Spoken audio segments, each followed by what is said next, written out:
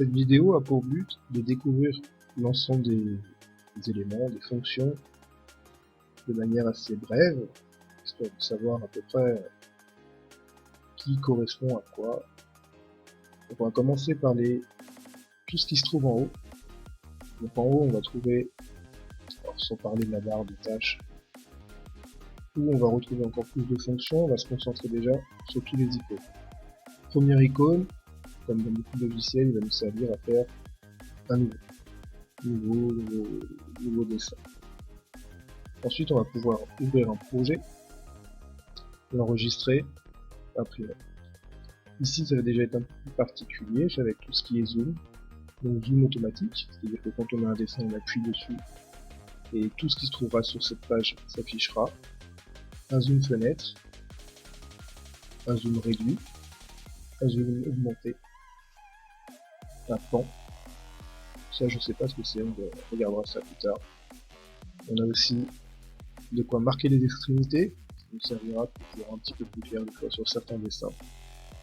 La visualisation, donc ça va être tout ce qui est calque. Donc ça, pareil, pas trop d'utilité avec ce qu'on veut faire. Ensuite, on a tout ce qui est vu de manière vue de dessus, vue de face. Si je clique dessus, en fait, ça change. Donc là, on a notre axe Z qui est ici et X qui est là. De manière différente. Ce sera pratique plus tard pour voir un peu notre dessin sous différents angles. Là, je peux travailler en différent. Ok, donc nous on va se concentrer principalement sur la vue de dessus. Ici c'est le mode d'affichage, on verra ça aussi plus tard. Une fois qu'on a dessiné une pièce, qu'elle se trouve en 3D, on va pouvoir l'avoir d'une manière filaire, c'est-à-dire avec des traits très légers, ou des lignes cachées, c'est-à-dire que là on verra pas les lignes qui sont derrière notre plan, mais tout ça on le verra par la suite. Ici on a les outils de mesure, ça servira pour contrôler notre dessin, savoir les longueurs, les distances entre deux traits, entre deux points, les angles. Une analyse, ça c'est pour analyser un élément en particulier. Et ensuite la fameuse touche pour revenir en arrière, très pratique. Donc on peut voir il y a un raccourci CTRL Z, ça aussi c'est quelque chose qui va être souvent utilisé. Et là pour revenir en avant, c'est un petit peu moins utilisé. Ici c'est pour envoyer des rapports en cas de bug, si vous n'arrivez pas à faire quelque chose. Ça envoie directement chez DDX, donc avec les fichiers du dessin, les fichiers de machine, la configuration de votre logiciel, afin de résoudre les bugs s'il y a. Voilà. Ici, on va retrouver tout ce qui est tous nos outils en fait, étape par étape, c'est-à-dire que là on va voir tout ce qui est dessin, donc mise en plan. Ici tout ce qui va être usinage. Ici ça va être pour positionner les butées et les ventouses. Et à la fin, générer, c'est pour créer le programme ISO que la machine va lire par la suite. Si on clique dessus, on voit, bon, ça change la page. Là, on va pas enregistrer. Ensuite, on va avoir, donc du coup, dans la catégorie dessin, tout ce qui va nous servir à notre dessin. On peut faire des lignes, des angles, des rectangles, des polygones, différents types de cercles. Jusqu'ici. Ici, ça va être des ellipses. C'est pratique pour les cuves, pour les éviers, pour les salles de bain, on en demande assez souvent.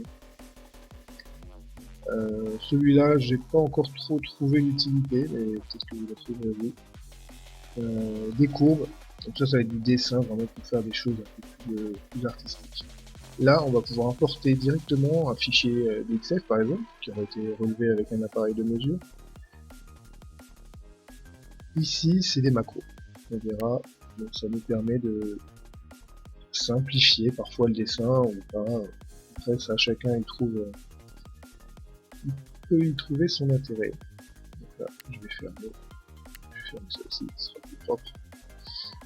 Ici, de quoi ajouter du texte. Du texte qui peut même servir à être usiné, ou alors juste simplement pour se repérer.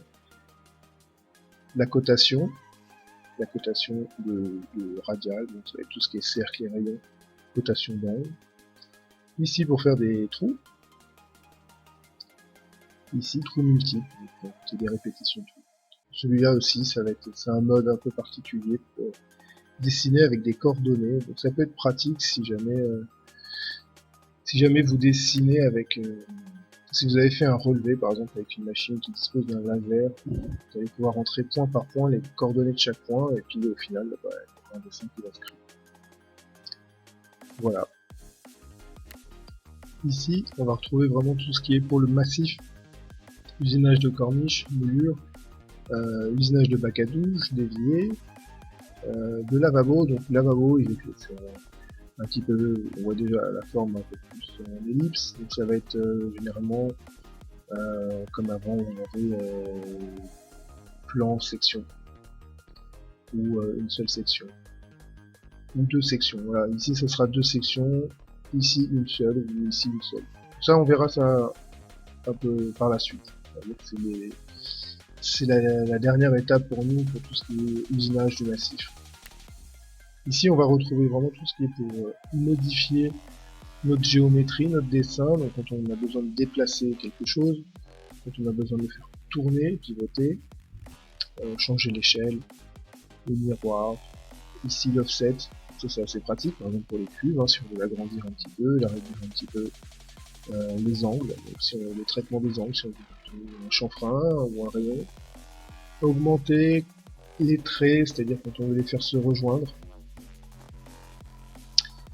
des étirements, donc pour encore déformer. Il y a des outils qui servent pas vraiment. Après, chacun y trouve son compte. Voilà, unir quand on a par exemple deux traits qui se rejoignent, on veut que ça en fasse plus qu'un, on peut les unir, on peut les couper. Exposer quand on a des blocs, ça c'est souvent quand on va importer quelque chose, quand on importe un fichier, il arrive parfois qu'il soit en bloc. Donc on va utiliser cet outil pour vraiment avoir chaque élément. Sinon, à chaque fois qu'on clique dessus, ça nous sélectionne plusieurs éléments. Donc voilà, ensuite on a des répétitions, on a un peu tous les outils, ça on les découvrira vraiment au fur et à mesure. Et là pareil, là c'est des outils, là, on va pas s'en servir. Vous verrez que je sais pas à quoi ils servent tout cela. Voilà, pas d'utilité pour nous pour le moment. Et ici c'est pareil.